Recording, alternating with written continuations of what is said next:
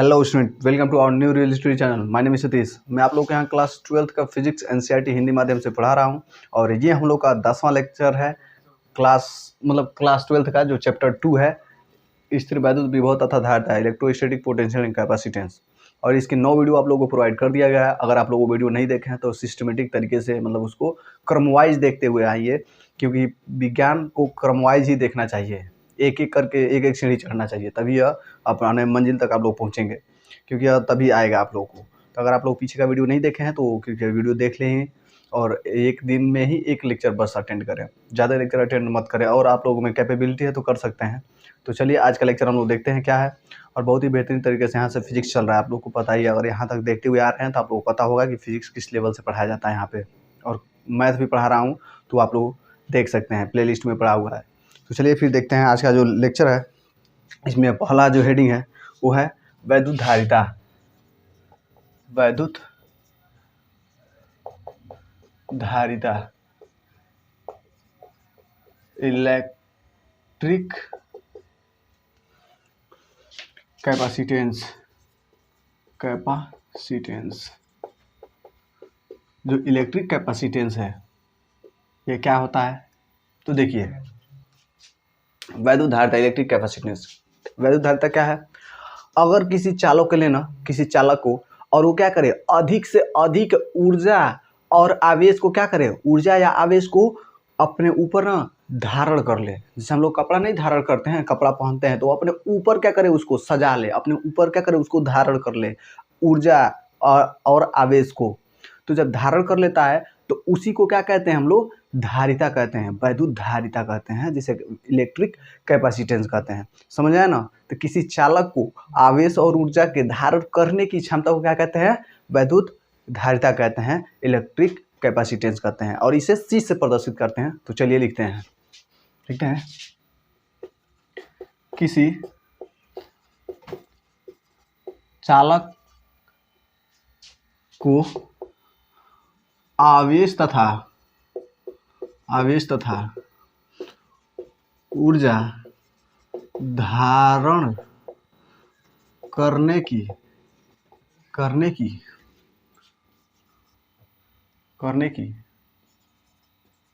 क्षमता को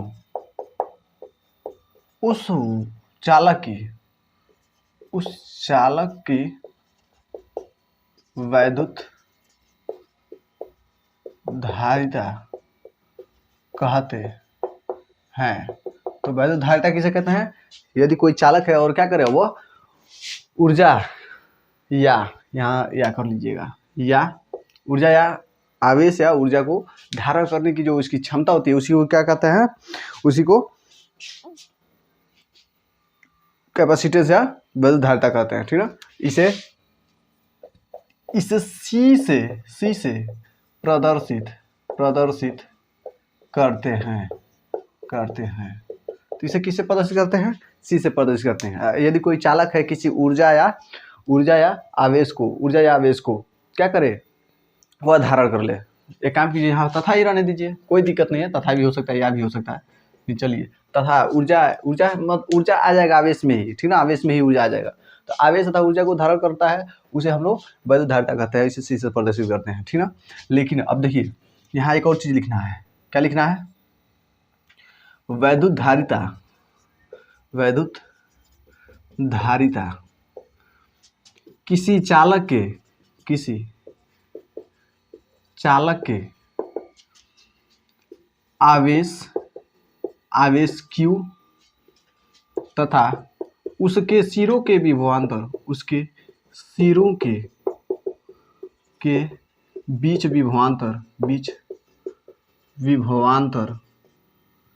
V के अनुपात के बराबर होता है। तो क्या होता है?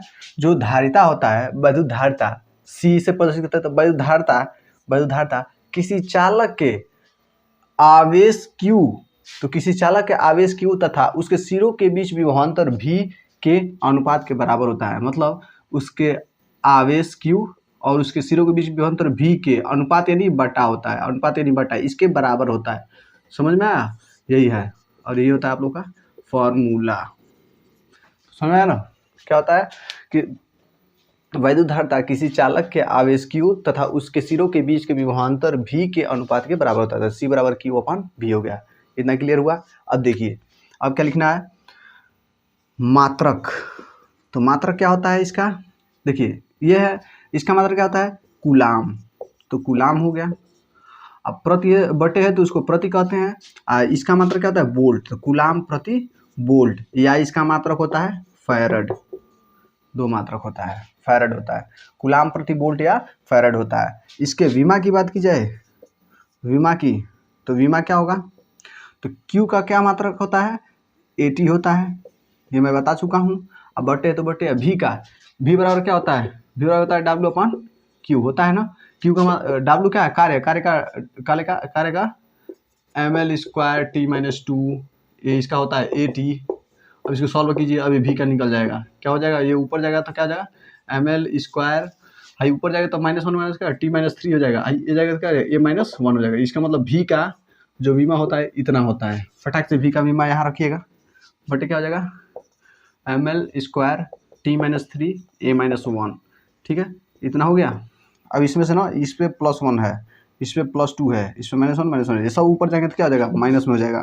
तो ये हम ऊपर जाएगा तो क्या हो जाएगा, +1 है तो ऊपर जाएगा तो -1 हो जाएगा। ये यल पर +2 है तो ऊपर जाएगा तो क्या हो जाएगा, -2 हो जाएगा। देखिए T पर -3 है, ऊपर क्या है, +1 है, ये भी +1 है, तो ये ऊपर जाएगा तो -3 क्या हो जाएगा, +1 हो जाएगा। तो T क्या हो जाएगा, T पर देखिए +1 है, -3 जाएगा क्या हो जाएगा, +4 हो जाएगा। A पर +1 है, नीचे -1 है, ऊपर जाएगा तो ये भी प्लस हो जाता है, A पर +2 हो जाएगा। तो ये क्या हो जाएगा आप लोग का डायमेंशन, ये क्या हो जाएगा आप लोग का डायमेंशन। तो इतना समझ में आया। तो इतना अगर आप लोग लिख लिए हैं तो इतने का आप लोग स्क्रीनशॉट लीजिए, फिर आगे बढ़ते हैं। अब देखिए, अब शायद आप लोगों को समझ में आएगा, और नहीं समझ आए तो एक बार वीडियो और पीछे करके देख लेंगे, क्योंकि बहुत ही इंपॉर्टेंट है। अब देखते हैं अगला वाला हम लोग का लेक्चर क्या है। जो अगला वाला हेडिंग है वो है गोलीय चालक की धारिता।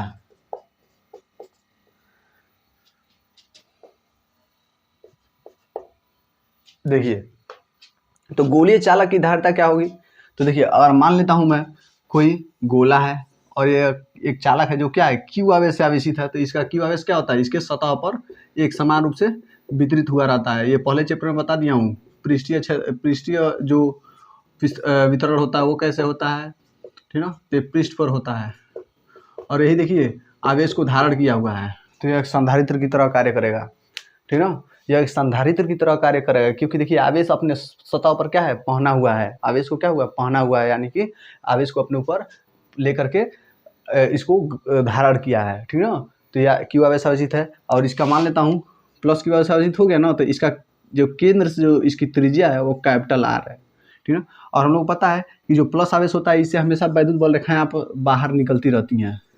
तो ये सब वैद्युत बल रेखाएं अनेकों, हजारों, करोड़ों, लाखों में वैद्युत बल रेखाएं चारों तरफ से निकलती होंगी, खचाखच निकलती होंगी, ऐसे निकलती रहेंगी ये वैद्युत बल रेखाएं। और वैद्युत बल रेखाओं के ही वजह से किसी बल का हम लोग बल मतलब लगता है या नहीं लगता है, सब पीछे मैं बता चुका हूँ पहले चैप्टर में। तो पीछे अगर आप लोग देखें तो सब समझ में आया होगा।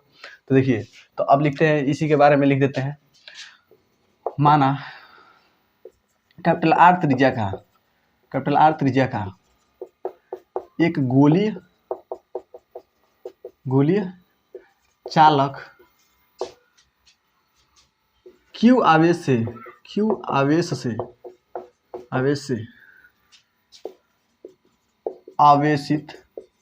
आवेशित है। तो क्या है, Q आवेश से आवेशित है, जिसे कि धारिता ज्ञात करनी है। तो इसकी धारिता हम लोग क्या करना है, ज्ञात करना है। तो हम लोग पता है, यहाँ पे देखिए, यहाँ पे बिंदु है, यहाँ पे Q आवेश है, और इससे मान लेता हूँ यहाँ पे कोई पॉइंट P स्थित है। तो Q और R के बीच की दूरी क्या है, कैपिटल R। तो देख लीजिए, यहाँ पे क्या है, कोई आवेश Q स्थित है, और इससे R दूरी पर, कैपिटल R दूरी पर यहाँ पे कोई पॉइंट P स्थित है। तो यहाँ पे वैद्युत विभव क्या होता है, KQ/, इन दोनों के बीच की दूरी क्या है, कैपिटल R, इतना होता है। KQ/, K का मान होता है, K बराबर होता है 1/4 पाई एप्सिलॉन नॉट। इतना आप लोगों को पता होगा, तो रख देते हैं। तो देखिए कैपिटल आर द्वारा देखिए लिखेंगे कैपिटल आर त्रिज्या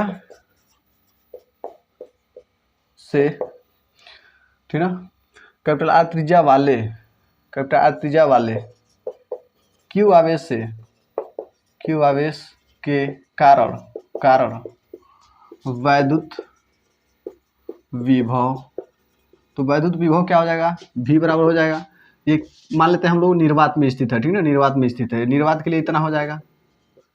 और वही माध्यम के लिए कहा जाएगा, तो माध्यम के लिए क्या होता है ये हो जाएगा V बराबर 1/4 पाई एप्सिलॉन नॉट अपान, ये हो जाता है माध्यम के Q अपान कैपिटल R हो जाएगा। समझाया ना, सब पढ़ा चुका हूँ। तो ये हो जाएगा V बराबर 1 निर्वात के लिए ले रहा हूँ 1/4 पाई एप्सिलॉन नॉट के का मान रख दिया, और क्या है Q अपान कैपिटल R, इसे समीकरण 1 मान लेते हैं। तो इतना आ गया आप लोगों का, ठीक है।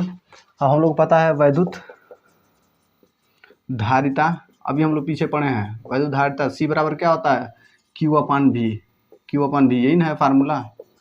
बस अब देखिए जो आवेश है वो Q है तो Q ही रहने दीजिए, क्योंकि Q है और Q है सेम है, तो उठा के रख दीजिए उसको, तो उठा के रख दिए तो वही रहेगा क्योंकि दोनों सेम है। अब यहाँ पे C बराबर क्या हो जाएगा, Q तो Q ही रह गया, V का मान क्या है 1/4 pi epsilon not into Q upon capital R, ठीक। तो हाई Q से Q खत्म हो जाएगा, और जो है नीचे है ना ये उलट के सीधे ऊपर चला जाता है, कलैया मार देता है, ठीक ना।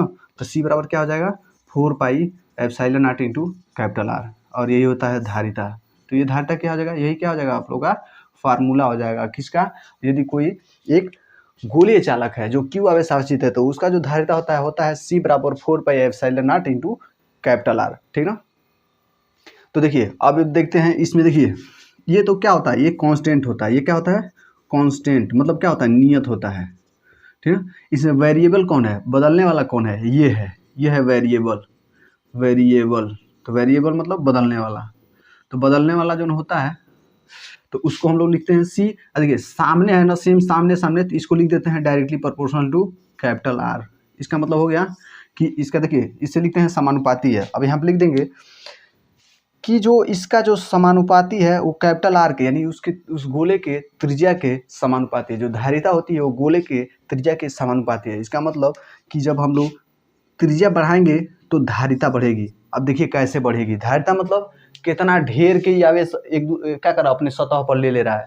तो अब सोच के देखिए जब ज़्यादा बड़ा होगा तो अधिक आवेश लेगा अपने ऊपर रखेगा, जब छोटा होगा तो तनियो मनी आवेश रखेगा, जब बड़ा हो जाएगा खूब ये तो और अधिक आवेश लेने लगेगा, तभी ना और ज़्यादा आवेश लेना पड़ेगा। मान लीजिए कि हम इतने बड़े ले लिए, इतना बड़ा, तो इसमें कौ आवेश है, मान लीजिए 20 गो प्लस है, तो इसमें तो 20 गो से ज़्यादा आएगा, 1 2 3 4 5 6 ऐसे खूब ज़्यादा आ जाएगा। कहने मतलब यह कि जब बढ़ेगा तो इस पर आवेशों की मात्रा बढ़ेगी, मतलब इस चीज़ को संचय करने की क्षमता बढ़ जाएगी। तो यही तो लिखा है, ठीक है। तो ये हो गया निर्वात के लिए होगा। और माध्यम के लिए निकालूं, माध्यम के लिए, तो माध्यम के लिए क्या हो जाएगा, माध्यम के लिए हो गया, माध्यम के लिए क्या हो जाएगा, तो हो जाएगा C बराबर 4 पाई एप्सिलॉन नॉट, और यहीं पे आ जाएगा ये माध्यम के कैपिटल के इंटू R, तो ये हो जाएगा, ठीक ना। तब यहाँ से भी देखिए तो C directly proportional to K हो रहा है, मतलब यहाँ पे भी C को बढ़ाने के लिए क्या किया जाए, K को माध्यम बढ़ा देंगे हम लोग तो धारिता इसकी बढ़ जाएगी, ठीक ना। तो यहाँ हम लोग एक और नोट करके एक चीज़ लिख सकते हैं, यहाँ पे अगर देखिए R घटेगा तो धारिता भी घटेगी। देखिए जितना ही छोटा गोला लेंगे उतना ही कम आवेश वो अपने ऊपर रख पाएगा, उतना ही कम रख पाएगा, और जितना ही R को बढ़ा देंगे R को तो उतना ही अधिक आवेश रख पाएगा। तो समझ में आ रहा है ना, तो जितना आवेश वो ग्रहण कर ले, जितना आवेश अपने ऊपर रख ले वही उसका धारिता कहलाती है।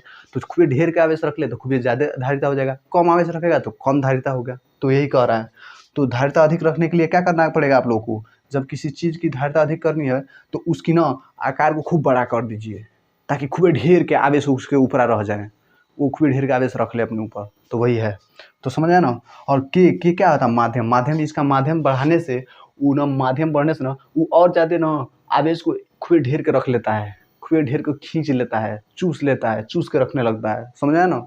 तो जब माध्यम जब आ जाता है के तो वो आवेश को चूसने लगता है, तो चूस के अधिक कर देता है, समझ में आया ना। तो अब यही लिखना है हम लोग को, तो नोट डाल के लिख लीजिएगा। अभी इस पर सब सवाल कराएंगे, बहुत इंपॉर्टेंट चीज़ है, आज का क्लास बहुत महत्वपूर्ण है। तो इसमें लिखिए धारिता यहाँ लिख रहा हूँ, धारिता गोले चालक के त्रिज्या r तथा इसके माध्यम पर निर्भर करता है। तो क्या लिखवाया हूँ, धारिता जो होता है वो गोले के चालक की त्रिज्या तथा उसके माध्यम पर निर्भर करता है। तो देख लीजिए, इसकी त्रिज्या बढ़ाएंगे तो बढ़ेगा, इसका माध्यम बढ़ाएंगे तो ये अधिक से अधिक आवेश को रखेगा। तो यही था, और नहीं समझ आया तो एक बार और देख लीजिएगा और इतने का नोट कीजिए, इतने को।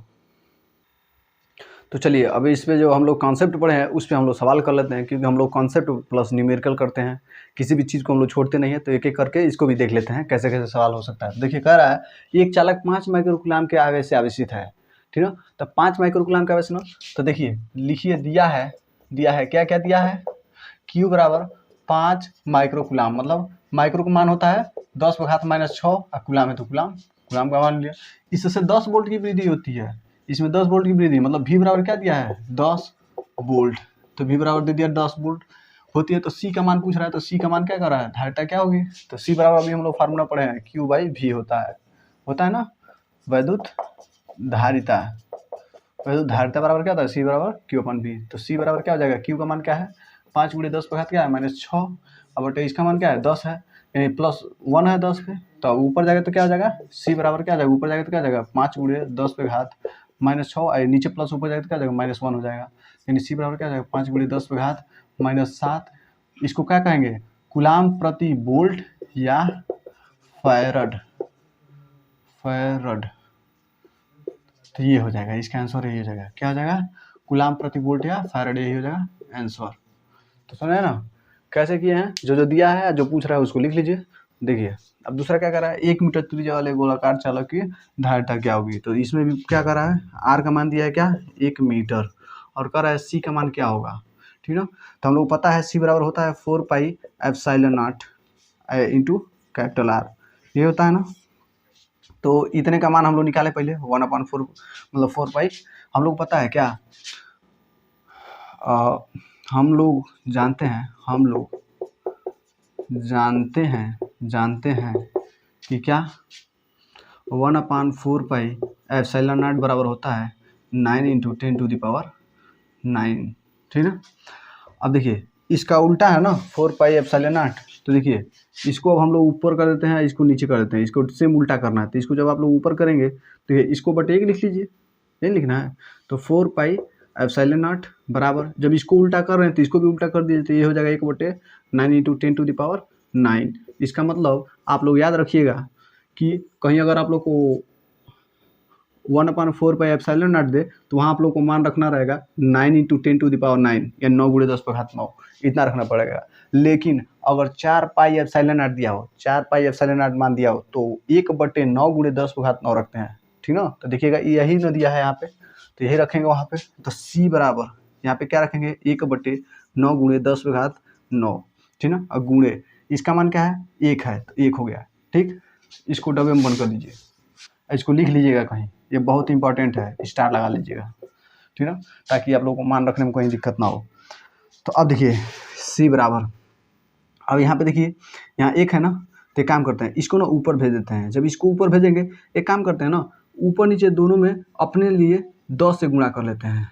तो नीचे भी हमने गुणा कर लिया 10 से, इस पर भी +1 है और इस पर भी +1 है, ठीक। तो अब देखिए ये 10 आ गया आगे, 1 × 1 1 दहाई 10 हो गया, ऊपर 10 हो गया, और नीचे क्या होगा 9 हो गया, और गुणे यहाँ पे भी +1 है, +9 और +1 क्या हो जाएगा 10⁻+10 हो जाएगा, इतना हो जाएगा। अब इसको जब आप लोग भाग देंगे, इतने में जब आप लोग काटेंगे इसको, तो हो जाएगा C बराबर हो जाएगा 1.11, बटे क्या है, बटे क्या बचा है 10⁻+10। अब ये ऊपर चला जाएगा तो क्या हो जाएगा C बराबर 1.1 × 10⁻, ऊपर नीचे प्लस है तो ऊपर जाएगा तो क्या हो जाएगा माइनस हो जाएगा। अब हो जाएगा C बराबर, अब दशमलव क्या है 2 स्थान पे है, तो दशमलव को 2 स्थान अगर हम लोग पीछे कर दें तो हो जाएगा -2। आगे करते हैं तो +2 हो जाएगा, 2 कदम आगे, जितना ही आगे करेंगे उतना ही प्लस होगा, जितना ही पीछे करेंगे उतना ही माइनस होगा। तो हम लोग इसको उठा के हम लोग पीछे कर रहे हैं सबसे, मतलब 2 कदम पीछे कर रहे हैं तो -2 हो जाएगा। इसका मतलब 1 1 1 गुणे 10 पे घात क्या हो जाएगा, -10 और फिर -2 क्या हो जाएगा, c बराबर हो जाएगा 1 1 1 10 पे घात -12, ये हो जाएगा ना। अब देखिए एक पीको बराबर होता है 10 पे घात -12 होता है ना। तो इसे पी से प्रदर्शित करते हैं, यानी एक पीको बराबर कितना होता है, 10 पे घात -12 होता है। ठीक, तो ये बताइए इसके स्थान पे हम लोग पीको नहीं रख सकते हैं, तो डायरेक्ट लिख दीजिए c बराबर 1 1 1 पीको। ठीक ना, इसका मात्रा क्या होगा, c का फैरड होता है, फैरड यानी एफ से। तो एक फैरड को क्या कहते हैं, फैरड को हम लोग एफ से प्रदर्शित करते हैं, फैरड मतलब एफ से प्रदर्शित करते हैं, लिख लीजिएगा फैरड को एफ से प्रदर्शित करते हैं। तो इतना ही क्या हो जाएगा, आंसर हो जाएगा, कितना आया, 111 पीको फैरड आया, और यही आप लोग का आंसर होगा। अगर आप लोगों को समझ में आया हुआ तो इतने को नोट कीजिए। तो चलिए अब देखते हैं, अब अगला सवाल क्या है। तो कह रहा है एक गोले की त्रिज्या 1 सेमी है, तो मान लेते हैं एक गोले की त्रिज्या 1 सेमी है, इसकी धारिता क्या होगी। तो मान लीजिए गोला है, ये गोला है, इसका छोटी सी त्रिज्या है 1 सेमी है, तो कह रहा है ना कि इसका धारिता मतलब कितना आवेश है इस पे ले लेगा, इस पे कितना आवेश ले लेगा, इसी को सी कहते हैं। यही कह रहा है क्या होगा, इस पे कितने आवेश आ जाएंगे, सी क्या होगा, यही कह रहा है। तो देखिए सॉल्व करते हैं। ठीक है, त्रिज्या आर का मान दिया है कितना, 1 सेमी दिया है। ठीक, तो चूंकि एक बात हम लोग जानते हैं, सीजीएस पद्धति में जो लंबाई होता है सेंटीमीटर में, जो द्रव्यमान होता है उसको ग्राम में, जो समय होता है सेकंड, यानी सीजीएस पद्धति होती है 11th में। और एमकेएस 2 पद्धति होती है, मतलब हम लोग यूज करते हैं जिसका 2 पद्धति है, ठीक ना, इसी में लगाया जाता है। तो सीजीएस में दिया है ना, ये देखिए लंबाई है तो सेंटीमीटर में, देखिए सेंटीमीटर वाला है, और द्रव्यमान होता है ग्राम में, तो ठीक ना। तो ये सीजीएस पद्धति में 1/4 पाई एप्सिलॉन नॉट का मान क्या होता है, 1 होता है। तो 4 पाई एप्सिलॉन नॉट का भी मान 1 होगा, क्यों, क्योंकि इसका उल्टा 1/1 का उल्टा 1/1 ही होता है। इसको उल्टा ऊपर नीचे कीजिए, ठीक ना, तभी उतना ही रहेगा। इसको ऊपर नीचे कर दिए, इसको देखिए उल्टा कर दिए, तो इसको भी उल्टा कर दीजिए। तो देखिए इसको ऊपर ले जाएंगे तो 4 पाई एप्सिलॉन नॉट, अब बटे 1 हो जाएगा, बटे 1 हो गया। अब बराबर इसको नीचे वाला ऊपर ले जाएंगे तो ऊपर हो जाएगा बटे 1, तो बटे 1, तो मतलब क्या है, नीचे इसको कोई मतलब नहीं है। तो 4 पाई एप्सिलॉन नॉट का मान क्या हो जाएगा, 1 रखेंगे। तो अभी हम लोग देखें धारिता बराबर क्या होता है, गोले की धारिता क्या होती है, धारिता सी बराबर होता है 4 pi epsilon not into capital R, बस। तो सी बराबर इसका मान क्या है पूरे का, देख लीजिए 1 है, 1 गुणे टी का मान क्या है 1, तो अब क्या जाएगा 1 इंटू 1 हो जाएगा। और इसका मात्रक होता है ना, वो स्टेट फैरड होता है, ठीक है। तो इसको ना आप लोग डबल बॉन्ड कर लीजिए, बहुत इंपॉर्टेंट चीज़ है, इसको रट लीजिएगा आप लोग, ठीक है। तो इसका आंसर यही होगा, तो पहला वाला आंसर सही हो जाएगा। दूसरा क्या कर रहा था, 1 फैरड होगा, तो 1 फैरड तो होगा नहीं, 1 माइक्रो फैरड हो, माइक्रो का मान कितना होता है, 10⁻⁻6 होता है, ठीक है। तो 1 माइक्रो फैरड नहीं होगा। इसका कह रहा है डी का 1 पिको फैरड, तो 1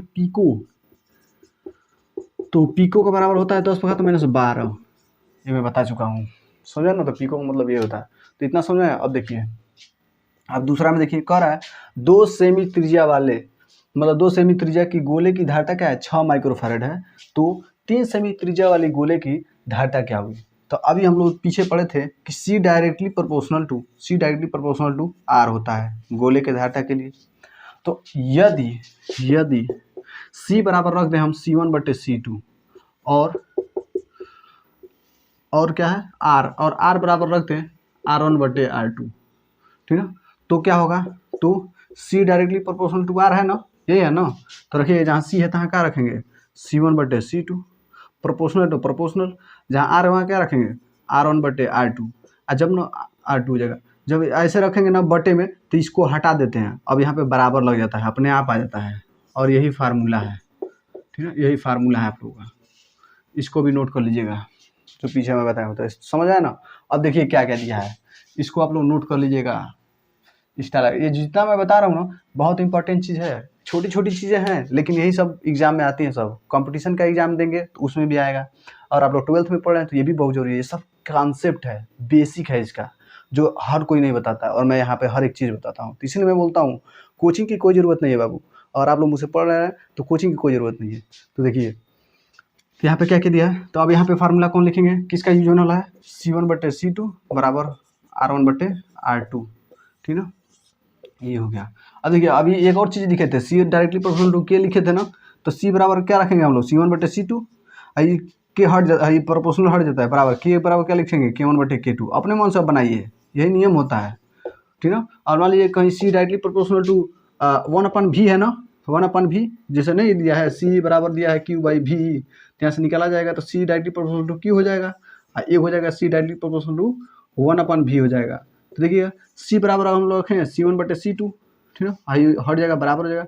इसके स्थान पर रख दें V1/V2, जब नीचे रखेंगे तो कलैया मार के ऊपर चला जाएगा, इसका मतलब V2/V1 हो जाएगा। देखिएगा अपने मन से कितना फार्मूला निकाल रहे हैं आप लोग, समझा ना।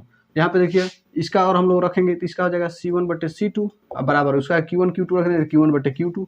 ये भी हो गया, ये भी आप लोगों का सवाल। अभी यही आगे में आएगा, है ये फार्मूला एकदम। तो समझा ना आप लोग, देखिए मुझसे पढ़ेंगे तो सब कुछ आएगा। देखिए अपने मन से ही निकाल रहा हूँ मैं, समझा ना, तो ऐसे ही निकाला जाता है। तो आप लोग ये लिख भी सकते हैं मगर, तो ठीक ना, मैं मिटा नहीं रहा हूँ, जो मिट गया। देखिए तो यहाँ पे दिया है, क्या क्या दिया है, R1 का मान दिया है 2 सेमी, यानी पहला गोला बराबर दिया है 2 सेमी, ठीक है। और इसका जो फैरड दिया है, फैरड मतलब धारिता C1 का मान दिया है कितना, 6 माइक्रो फैरड। और क्या है त्रिज्या दूसरा क्या दिया है, 3 सेमी दिया है।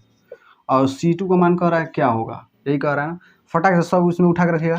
तो F1 का C1 का मान क्या है, 6 माइक्रो फैरड बटे C2 का मान पूछ रहा है बराबर R1 का मान क्या है, 2 सेमी बटे C2 का मान R2 का मान क्या है, 3 सेमी।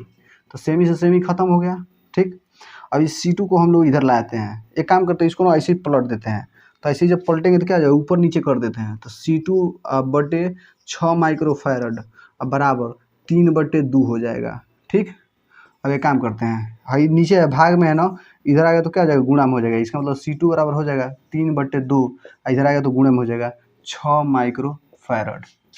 तो 2 3 6, यानी C2 बराबर क्या हो जाएगा, 3 3 9 माइक्रो फैरड। और यही आप लोगों का क्या हो जाएगा, यही आप लोगों का आंसर हो जाएगा। तो आप लोगों का आंसर कितना आएगा, जो C2 यानी जो दूसरा गोला है उसका कितना आएगा, 9 माइक्रो फैरड उसका आवेश आएगा। अब मान लीजिए यही पूछा था कि एगो गोला हाई है, एगो गोला हाई है, इसका हाई 2 सेमी गोला है, एथी है। इसका जो धारिता है, इस पर जो आवेश है आवेशवा जो है वो है 6 माइक्रो फैरड, ठीक ना। इसको थोड़ा बड़ा बनाते हैं। और इसका आवेश, इसका त्रिज्या कितना है, 3 सेमी है। और इस पे जो है आवेशवा है वो कह रहा है कि C2 का मान क्या होगा, यही पूछा था। तो ये दोनों में रिलेशन क्या होता है, C1/C2 बराबर R1/R2। तो इतना समझ में आया ना। ऐसे ही पढ़ने का तरीका होता है, और ऐसे ही सवाल लगाते हैं, यही कंपटीशन में आता है, यही सब सवाल, यही बस आ जाएगा। आप लोग हई नहीं जानेंगे तो नहीं कर पाएंगे, हई नहीं जानेंगे हई वाला नियम तो नहीं कर पाएंगे, समझे ना। तो यही कंपटीशन में आता है, मैं जैसे करा रहा हूँ ऐसे आप पढ़ेंगे, हर एक चीज़ क्लियर होगा। दिन का स्क्रीनशॉट लीजिए।